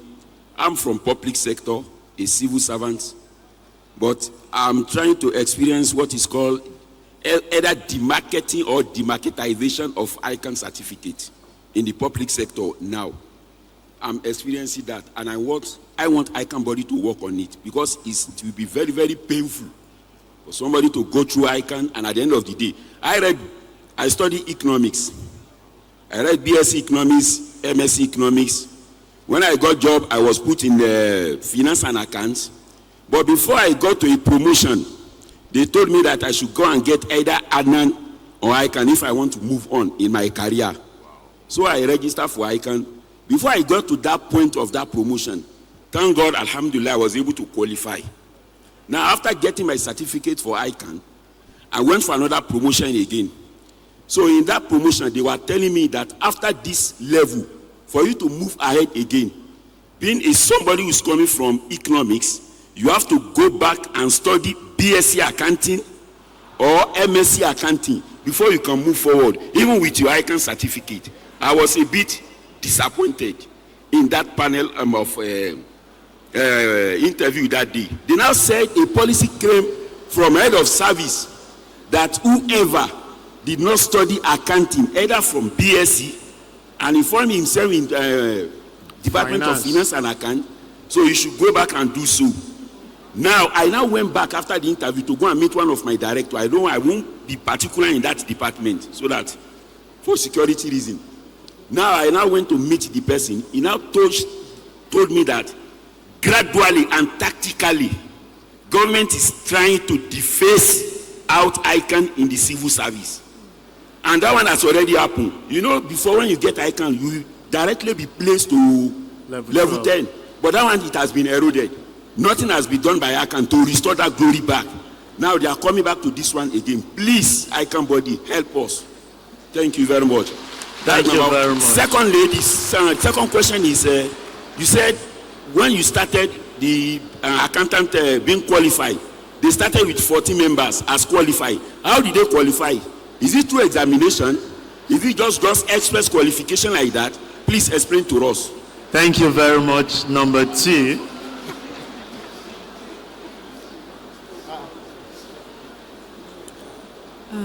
Good afternoon, everyone. Hello. Good afternoon, sir. My name is Martina Mbadiwe, 067575. Sir, my question is, I know this institute have been built on a system that have served us so well. Just please 1 minute, 1 minute. Please, let's maintain decorum in the hall, please. Please. Those of us at the back, please, let's maintain decorum. Thank you. Okay, so my question is, this institute have been built on a system that serves us so well. The present question I have is, how soon will this institution involve a new syllabus that would align with the present professional and business realistic model? You know, there is a move, I think thankfully recently there's a change from corporate reporting to XBR. It is a different, you know, SBR is all about scenario-based question or like the calculations. What about the XBL? There's a different thing we are reading, we are learning, and there's a different thing we are facing in the real world. I don't know how long this gap can be covered, because all this syllabus has been since years, but we are just emulating it now. How do you want those that have been chartered, are you expecting them to go back to read it? How do you want them to, you know, how do you want them to, you know, to align with what is going on in this business environment and in professional, what it demands, the current demands of this business environment? Do you Thank understand you so what much. you're saying? Okay, thank you. The last question so that they can react to you. Thank you. Change the syllabus Okay. for today. Good afternoon, everyone. My name is Suleiman Said with ICAN number 057953. So my question is that, as the last speaker said, and we all know that AI, that is artificial intelligence, almost take over almost 50% of most of the professional bodies in the world or in Nigeria. So what is the ICAN syllabus doing now, so that how I can modify their syllabus so that chartered accountant can be always relevant in their places of work, so that AI should not take over chartered accountant job in their relevant organizations. Thank you. Thank you very much. My chairman, responses to the question, sir. I will get Mr. Tony Adepate to answer question 1 and 2, and Dr. Mondayin will deal with the last question. If the chairman of exams is here, Is there? Is there? who is he? Chibuzo, Anyalechi. Chibuzo, is Chibuzo here? Anyalechi is there. I saw him this. Is he here? Chairman exams, is he here? He's not, okay. So we do our best here, although it would have been appropriate if it was around to answer to the change of syllabus. Yeah. But, Tony, please go ahead. Thank you. The two questions relating to how relevant the ICAN syllabus or curriculum is to the environment now. I can tell you that ICAN syllabus, anyone who is conversant with the curriculum of accountancy, about 3 years ago, the Council of the Institute took a decision that rather than wait for 5 years to review the syllabus, that every 3 years the syllabus will be reviewed. But apart from that, every year there is an update on the syllabus. And the new syllabus that will be examined from this November has a lot of AI contents, a lot of soft skills. Just quite a number of the things Dr. Moneim was talking about are currently in the syllabus of the institute. The XBR, there are several models for solving solutions. If you look, please, our new students, in fact, they are far, far superior to ourselves, the curriculum they are pursuing. ICAN, in the syllabus review, we consult the WEF, World Economic Forum. They have been doing something since 2016 on the future of work. And in that, under that scheme, what had been found out, that they have done up to 2025, the last one will be 2030. They said by 2030, the 3 professions that will be most adversely affected by technological changes are 1, medicine, 2, law, 3, accountancy. And based on this, IFAC started a program about 4 or 5 years ago, Future Ready Accountants. So we base the current syllabus of the institute is based on those skills identified that professional accountants will need to survive in the post-AI economy. And I tell you, the structure of the syllabus has changed dramatically. The soft skills is now a major input, because we know that technical skills, even if you go for an interview now, particularly at the top, the serious issues will be your soft skills, negotiation, all the things relating to empathy and things like that, which many of our members didn't consider very seriously. But for the members who had qualified, these have been incorporated in the CPD programs of the institute. Thank you, sir. Thank you very much. You want to comment on it? Yes. So to answer the first question, the gentleman that talked about the demarketing of the ICAN certificate, and that speaks to the problem of maturity that I was talking about. When those are supposed to be in charge of governance, in charge of oversight, in charge of thinking 10, 30 years ahead, are busy meeting to be arranging, monthly things and operational issues, this is what happens. The leadership in terms of the council should be aware of things like this and take it up to the highest level in the civil service, even up to the presidency, to make sure, because the power of an accounting body, like I said, is in its relevance, and therefore the advocacy that is required to make sure that relevance is top-notch should be number 1 in the minds of the leaders of the body. Nothing else matters. Nothing else matters. And then to add to the AI training, it covers all that training as well. Now, AI can fall under some form of technical training, and more and more, ICAN needs to move away from only being a credentialing organization into one that actually trains. This is what I mean. Instead of, because right now, the certifications, you set the exam standards and all that, and they all go for their training elsewhere, and then they come and write the exams. But going forward, and to also dramatically improve ICANN's revenue, you can partner with notable business schools. I'm an adjunct faculty at Lagos Business School, very reputable.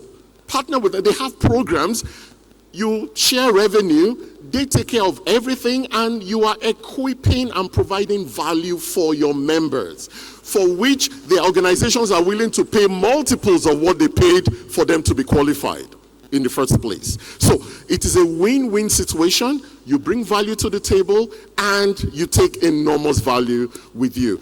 Also, some majority of the trainings that are actually needed cannot be handled technically.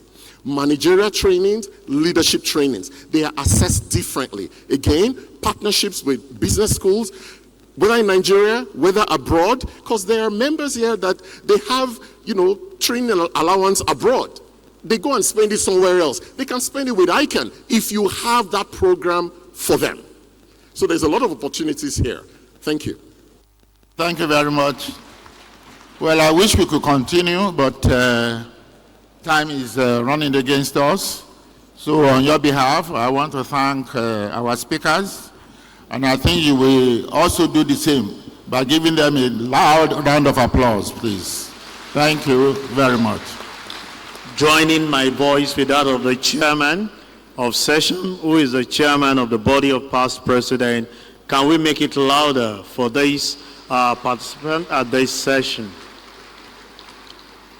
It's time to have presentation of the token that we have for our presenter. At this point, let me invite a past president, Malam Isa Tijani Isa Musa, FCA, as he assists us in making presentation to our speakers here this afternoon. Please a round of applause for him as he comes. The first presentation we go to the representative of our registrar, our past registrar, the registrar emeritus. Please let me welcome Mr. Toyin Adepate, FCA, OON FCA. Please a round of applause for him. Hello. Assalamu alaikum wa rahmatullahi ta'ala wa barakatuhu. It is my honor to sit down to present this plaque to my very good friend, the RCE. I always call him RCE, haven't been. But Mr. Chairman, permit me to say one thing or two. As Chivalari said, it is only when the strong wind went below, we know that the Reverend Father was wearing knickers. And today, Daniel Moynihan is the strong wind who made us. Secondly, what that gentleman working in the civil service said is important. When I was ICAN president in March 2023, I had a meeting with the chief executive of ACCA. And part of what we asked was, how could we cooperate with ACCA? Secondly, water assistance. So they asked water assistance. So we said 3 areas. 1, on sustainability. 2, on AI. And 3, on syllabus development. And what is significant here, and I said it, is the issue of curriculum development. And what they said was, they go to the employers and ask them what they want. And that is the basis on which the ACCA syllabus are developed. So this is part of what we did. I wish there were a time Professor Kumsho might have led, and this is what's happening. So we agreed, as he said, every 3 years the syllabus will be reviewed, and secondly, AI and ethics are embedded in every ICAN subject. Thank you very much for listening. It's my honor and privilege to present this plaque to you, Mr. Adepate, on behalf of your institute. For your information, before he became the registrar, he was also director exams. And before then, director student affairs. So he's an encyclopedia of ICAN. Thank you very much, and God bless. You have ably represented our father, Majeko Domi Okupi. Thank you very much. Thank you very much. Please a round of applause for him. Making presentation. Thank you very much, sir.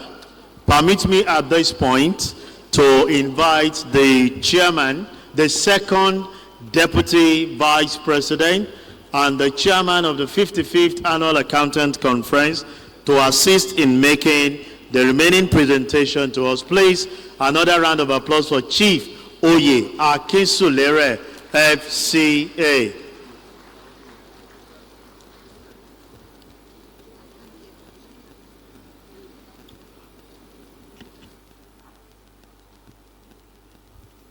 So the next presentation goes to our I-Chief, Simon Oguntimei, FCA, ably represented by our revered past president, Mr. Doyin Owolabi. Please a round of applause for him as he gets dates on behalf of our Pa Oguntimei. Thank you. Our revered past president, Mr. Doyin Owolabi. You represented our father very, very well, I Chief Sir Oguntimei. The paper have been well delivered by you. I want to appreciate Pa Oguntimei through you. We appreciate Baba's commitment and efforts, contributions to ICAN's development, and we pray that God will continue to grant him long life.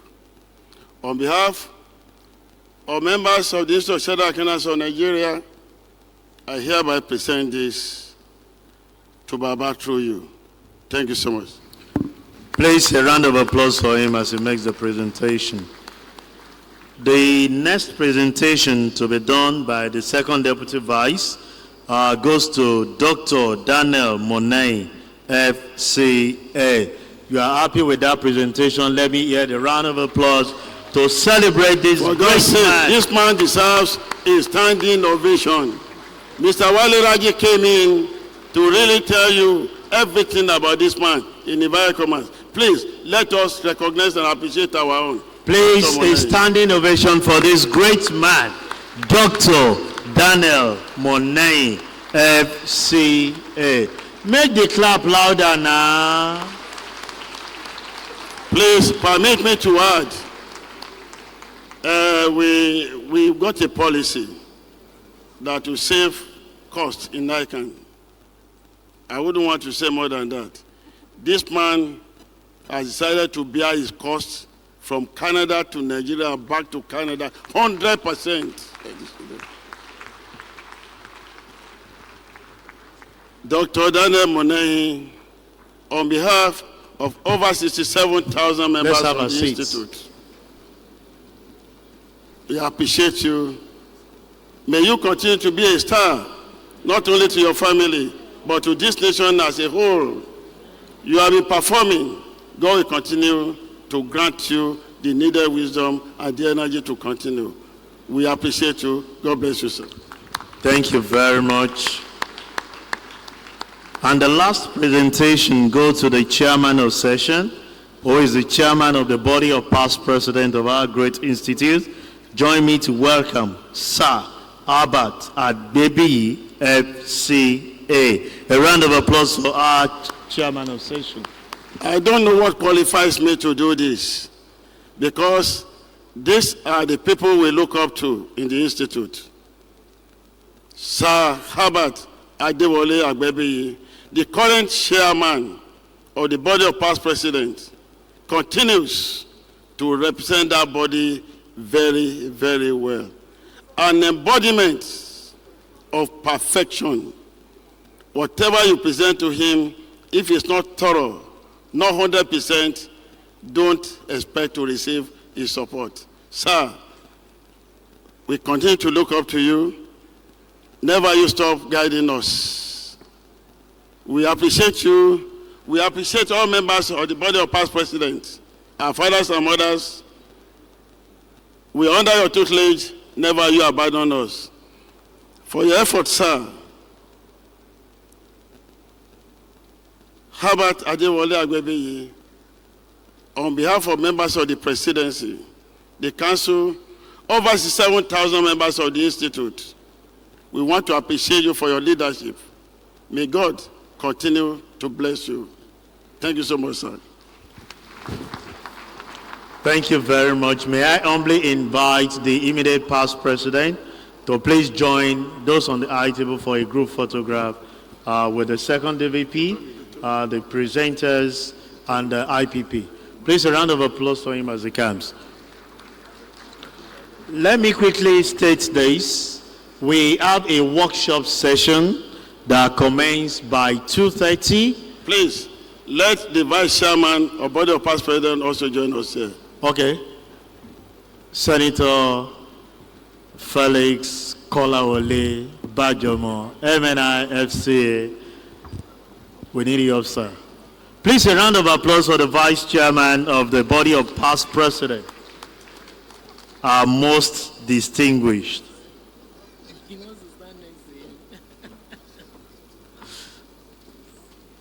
So like I was saying, we have a workshop session by 2:30, but before then, we have the Members Connect, where we'll have activities within that period before 2:30. And the workshop is in 3 sessions. We have for the Gen Zs, specifically the forward-looking institutes who definitely will have the Gen Z, speak into how they intend to make things happen that will galvanize these institutes into the next realm, even in the next 10 years. So we'll be talking of Gen Z accountants leading with integrity in the age of social media. And I can tell you, Gen Z, if you miss this opportunity, you may have yourself to blame. Running concurrently, we'll have sustainability reporting and assurance, the accountant evolving role. And the third workshop session will be on boardroom readiness, transition from accountant to strategic business leaders. These 3 workshop sessions will run concurrently by 2:30 a.m. And the location for that, 2:30 p.m., 2:30 p.m. And the 3 venues will be the hall where we are residing currently, will be specifically for the Gen Z. They are the one that we're looking to into the future. For the workshop 2, we will be meeting at the Marquee 1 that is next to us on sustainability. And the boardroom resolution, will be holding at the Shetima Hall. That is the executive hall that directly ahead of us here. So the 3 will be running concurrently, and we intend that you'll be part of those sessions at the different venue that has actually been allocated to them. On this note, to initiate the Members Connect, let me invite the members of the Benevolent Fund, ably led by our revered past president, Doyin Owolabi, for their presentation. Thank you.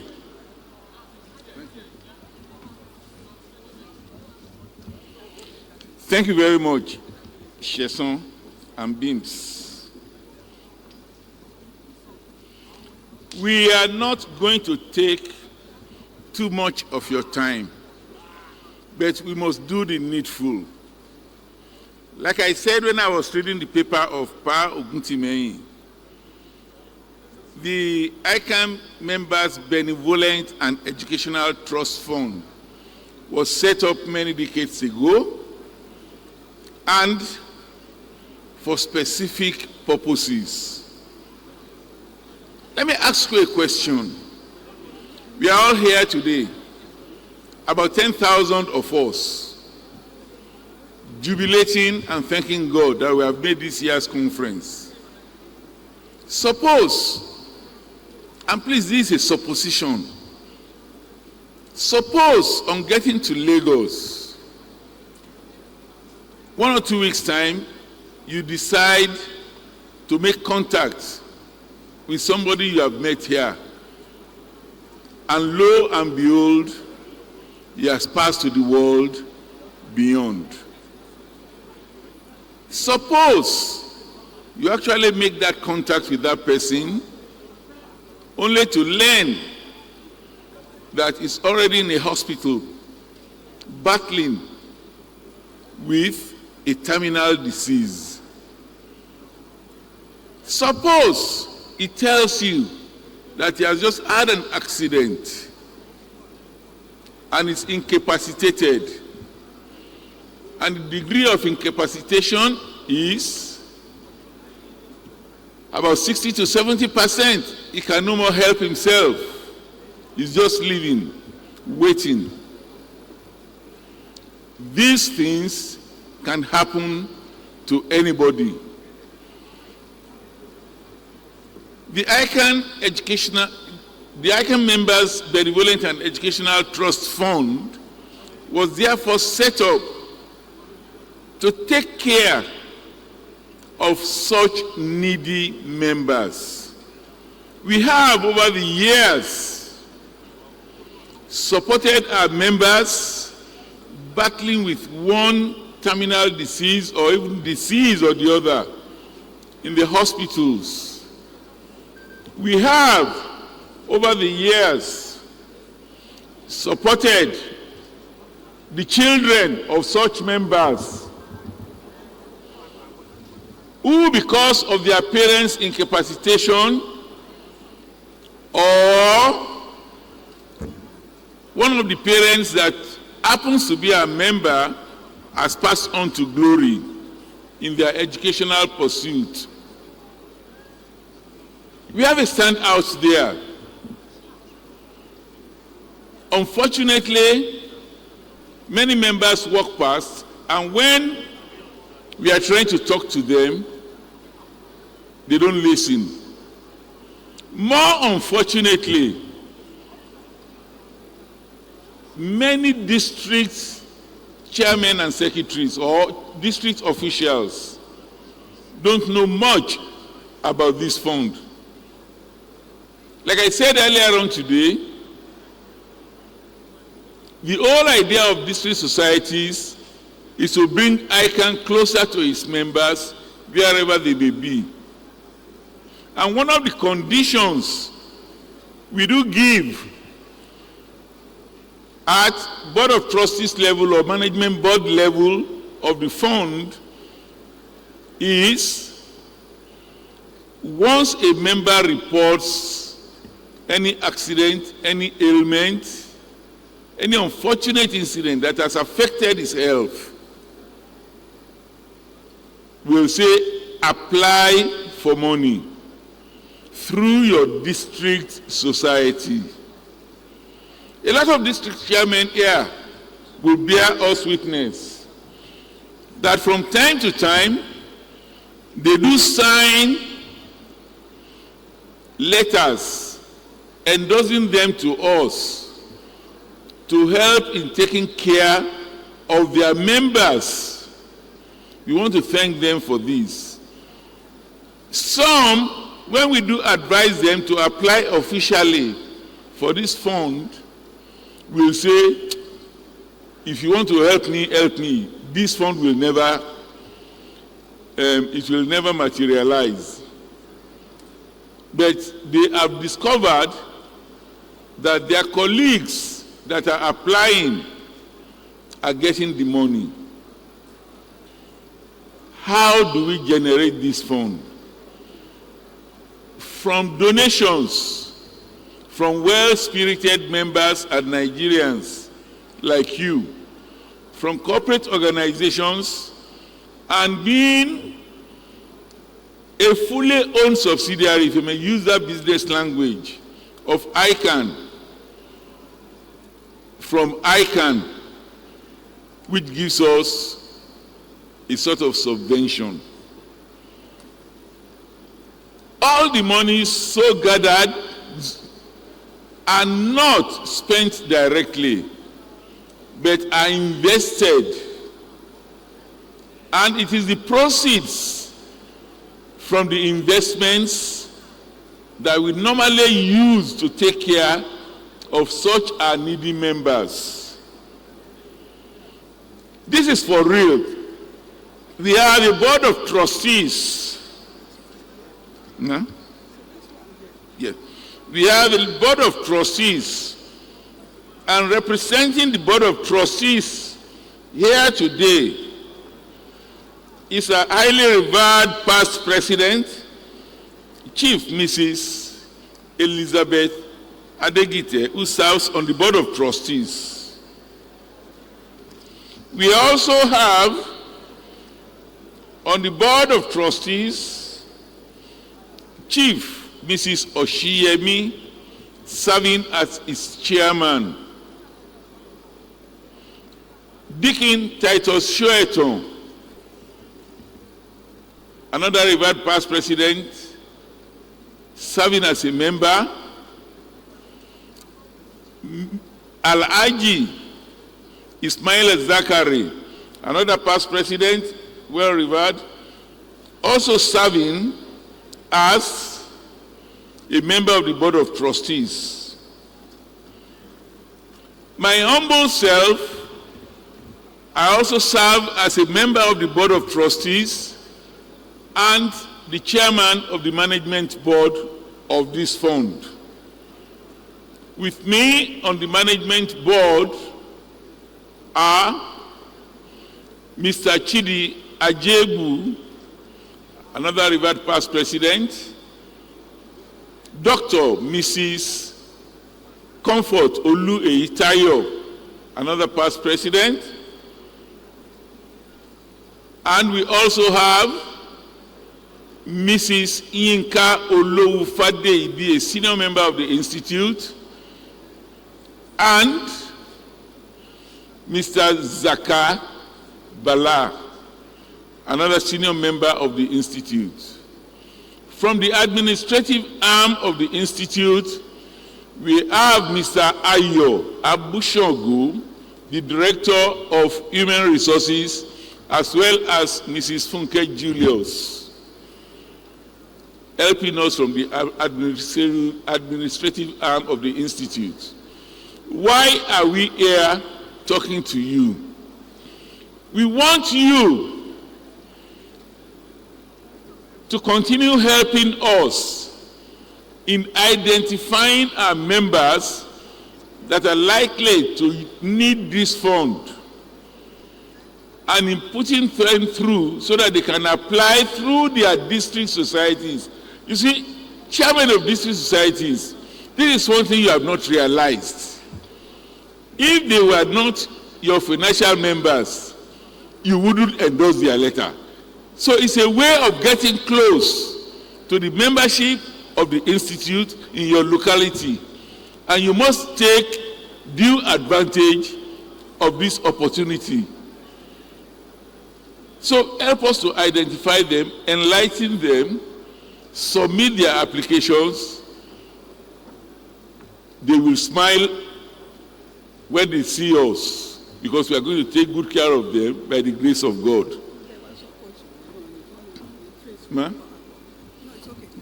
So, please, as much as possible, when you go out, we are about 10,000 at this conference.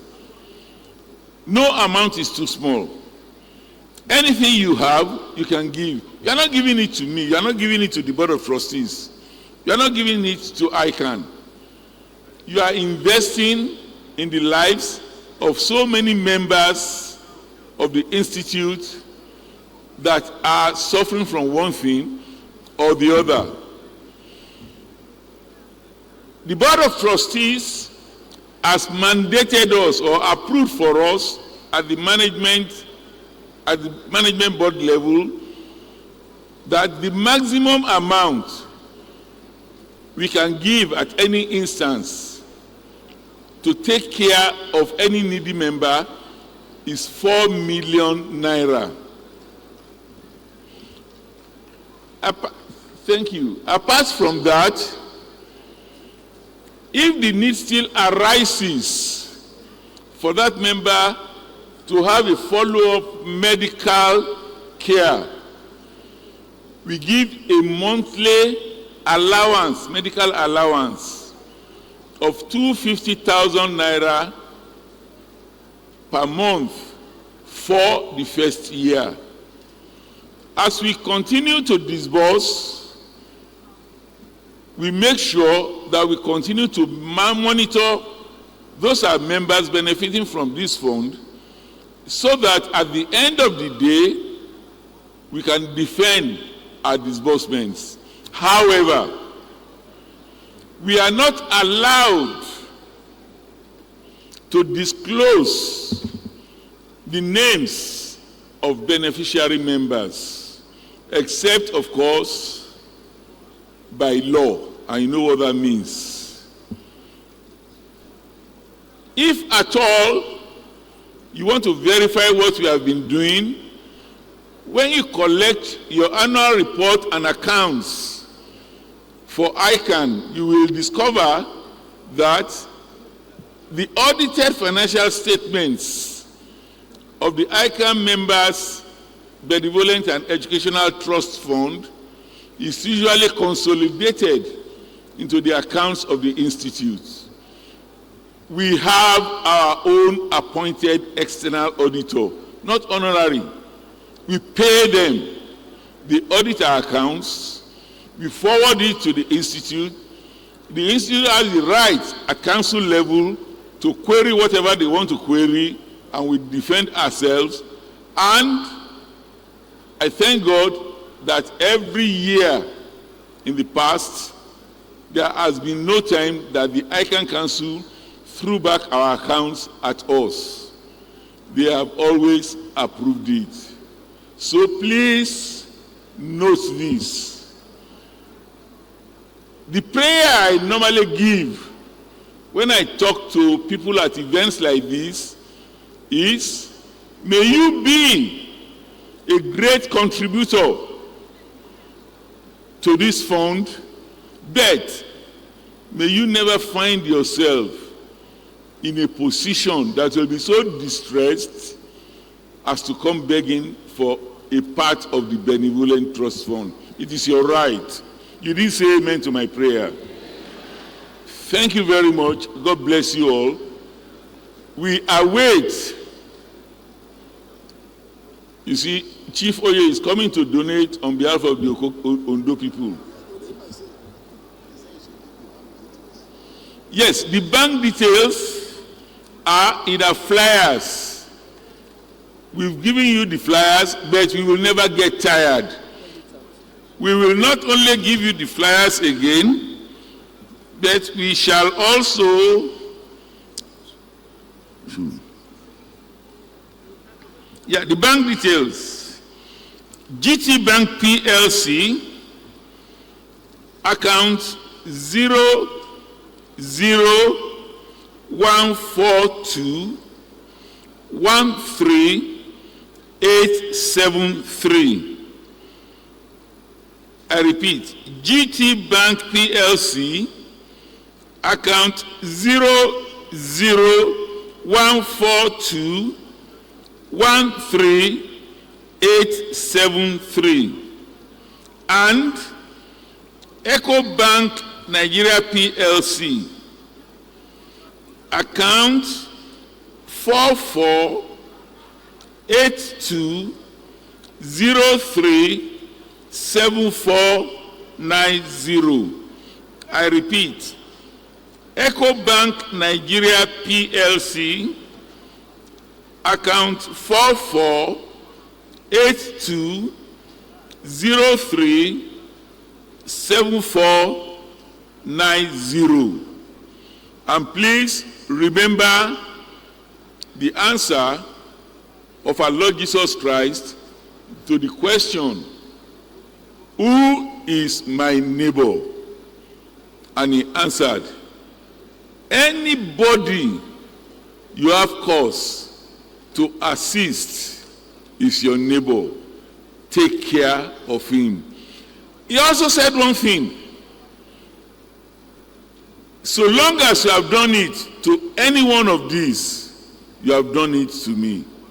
As you do it to support us in helping our needy members, you have done it to God Almighty, Allah, the most merciful, and may He continue to bless you. I pray for you. Thank you very much. I want to thank members of the team, particularly the Chief, Mrs. Adegite, who has joined us to represent the Board of Trustees. Thank you.